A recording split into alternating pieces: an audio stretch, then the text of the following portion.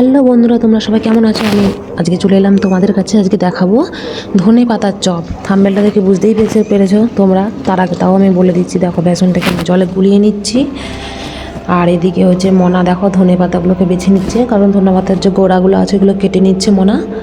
আর এদিকে আমি হচ্ছে বেসনটাকে ভালোভাবে গুলিয়ে নিচ্ছি। দেখো বেসন গোলানো আমার কমপ্লিট।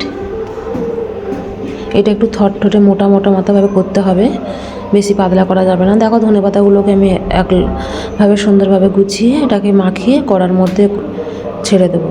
আর তেল আগে থেকে গরম করা হয়ে আছে। দেখো বন্ধুরা, এই চপটা খেয়ে দেখবে, অসাধারণ খেতে লাগবে। ধনে পাতার চপ, যারা ধনে পাতা খেতে পছন্দ করো না, এইভাবে চপ বানিয়ে খাবে, দেখবে খেতে খুব অসাধারণ লাগবে। আর বাচ্চাদের জন্য তো খুবই ভালো। দেখো এটা একটু লাল লাল মতো হয়ে এলেই আমি তুলে নিচ্ছি এটাকে।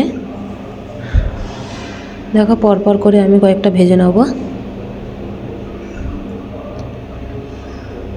এদিকে বেসন বেশি হয়ে গিয়েছিলো ভাজার পরে, তার জন্য আমি পেঁয়াজ, কাঁচা লঙ্কা, ধনে পাতা দিয়ে একটা বেসন দিয়ে মাখিয়ে একটু বড়ার মতো করেছিলাম।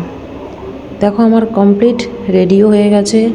তো দেখো বন্ধুরা কত সুন্দর হয়েছে, অসাধারণ লাগছে কিন্তু আমার খেতে।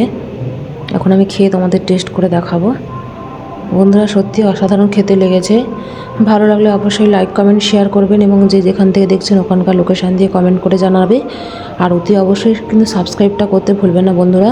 আজকের মতো এখানেই, সুস্থ থাকবে, ভালো